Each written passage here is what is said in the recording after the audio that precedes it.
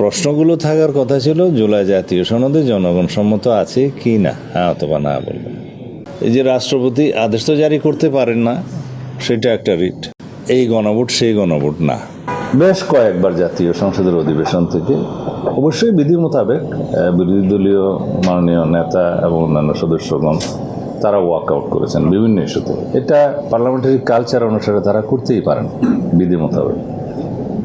কিন্তু যে সমস্ত ইস্যুতে তারা ওয়াকআউট করেছেন ওখানে কিছু কিছু তথ্য সঠিক ছিল না, ওনারা সঠিকভাবে উপস্থাপন করেনি।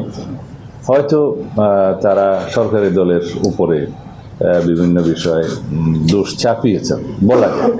সেই বিষয়গুলো আমরা তাৎক্ষণিকভাবে যতটুকু অ্যাড্রেস করা দরকার পার্লামেন্টে সেইটুকুন আমরা অ্যাড্রেস করেছি। কিন্তু ওনারা যখন বাইরে এসে প্রেসের সাথে কথা বলেছেন তার মধ্যে অনেকগুলো বিষয়ে কথা বলেছেন যেগুলোর বিষয়ে আমাদের এখন বাইরে সেটার আমাদের জবাব দেওয়া প্রয়োজন। তা না হলে আমরা অনেকটা আপনাদের কাছে, মিডিয়ার কাছে, জাতির কাছে আমরা হয়তো আমাদের বিষয়টা পরিষ্কারভাবে তুলে ধরতে পারবো না। সেই জন্য আজকের এই প্রেস ব্রিফিং। গণভোট অধ্যাদেশ, এই অধ্যাদেশ অনুসারে আরপিও অনুযায়ী নির্বাচন কমিশন গণভোট অনুষ্ঠান করেছে একই ডেটে, আলাদা ব্যালট। সংবিধানের 142 অনুচ্ছেদ অনুসারে সাংবিধানিক যে গণভোট, এই গণভোট সেই গণভোট না। 142 অনুচ্ছেদ অনুসারে যে গণভোট সেটা হচ্ছে সংবিধানের প্রস্তাবনা, আর্টিকেল 8, 48, 56, 142 প্রস্তাবনা। এই সমস্ত বিষয় আর্টিকেলগুলোতে যদি কোনো সংশোধনী আসে তাহলে রাষ্ট্রপতি এটা অনুমোদন করার আগে গণভোট দিতে হবে, সেই গণভোট। আমরা জাতীয় ঐকমত্য কমিশনে এই গণভোটের প্রস্তাব করেছিলাম, আমিই করেছিলাম। তখন আমরা বলেছিলাম জুলাই জাতীয় সনদ স্বাক্ষরিত হবে। সবাই যখন চাচ্ছে এর আইনগত ভিত্তি কি, আইনগত ভিত্তির জন্য আমরা আর কোনো উপায় দেখিনি। সবাই বললো এটা জনসম্মতি নেওয়ার দরকার, আমরা বললাম নেওয়া যেতে পারে। স্টাইল হোক রুচিশীল, পরিচয় হোক রাজকীয়, e commerce platform palace of classy, যেখানে ফ্যাশন মেলে আত্মবিশ্বাসে। শীতের হুডি হোক বা গরমের আরাম, আমরা আছি আপনার পাশে। 100% অরিজিনাল প্রোডাক্ট, দেশের যে কোনো প্রান্তে, ফ্রি হোম ডেলিভারি। অর্ডার করতে ইনবক্স করুন এখনই।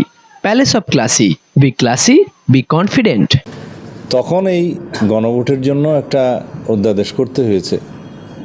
প্রশ্নগুলো থাকার কথা ছিল জুলাই জাতীয় সনদে জনগণ সম্মত আছে কি না, হ্যাঁ অথবা না বলবেন। এই অধ্যাদেশ জারির আগে এবং জুলাই জাতীয় সনদ জাতীয় সকল রাজনৈতিক দলের রাজনৈতিক সংস্থার দলিল হিসাবে ঐতিহাসিকভাবে স্বাক্ষরিত হওয়ার পরে, ইন বিটুইন দিস টাইম একটা রাষ্ট্রপতিকে দিয়ে আদেশ জারি করিয়ে দেওয়া হলো, যে আদেশ জারির ক্ষমতা রাষ্ট্রপতির সাংবিধানিকভাবে ছিল না, নাই। জুলাই জাতীয় সনদেও সে আদেশ, জুলাই জাতীয় সনদেও সে ধরনের অথরিটি নাই। এখন সেই আদেশের মধ্যে এমন কিছু বিষয় অন্তর্ভুক্ত করা হলো এবং তার পরবর্তীতে সেই আদেশের কিছু অংশ উদ্ধৃত করে গণভোট অধ্যাদেশ জারি করা হলো। সেগুলো বাই নাও হাইকোর্টে চ্যালেঞ্জ হয়েছে দুইটা আলাদা রিটে। এই যে রাষ্ট্রপতি আদেশ তো জারি করতে পারেন না, সেটা একটা রিট, এবং গণভোট অধ্যাদেশের সার্টেন প্রভিশন মানে সেকশন এবং আদেশের টোটাল সেটা চ্যালেঞ্জ হয়েছে কনস্টিটিউশনাল কিনা। আপনাদের কাছে বলি, অধ্যাদেশের মাধ্যমেও আর্টিকেল 93 অনুসারে রাষ্ট্রপতি এমন কোনো বিধান করতে পারেন না যে বিধানের মাধ্যমে সংবিধানের কোনো ধারা পরিবর্তন হয়ে যায়, টাচ করে। তো সেটা আদেশও হয়েছে। জাতীয় সনদের বাইরে জুলাই জাতীয় সনদ সংবিধান সংস্কার বাস্তবায়ন আদেশ 2025 নামে যেটা হয়েছে, ওর মধ্যেও সেটা হয়েছে ভায়োলেশন। এবং গণভোট অধ্যাদেশের যে প্রশ্নের মধ্যে এবং আদেশের মধ্যে যে জাতি কি যেন সংস্কার পরিষদের নামে যে সমস্ত বডি ফরমেশনের কথা, শপথ নেওয়ানোর কথা, 180 দিনের ভিতরে সংবিধান সংশোধন হয়ে যাওয়ার কথা ইত্যাদি অনেকগুলো দিয়ে একটা নিউ কনস্টিটিউশনাল অর্ডার জারি করার মতো হয়েছে।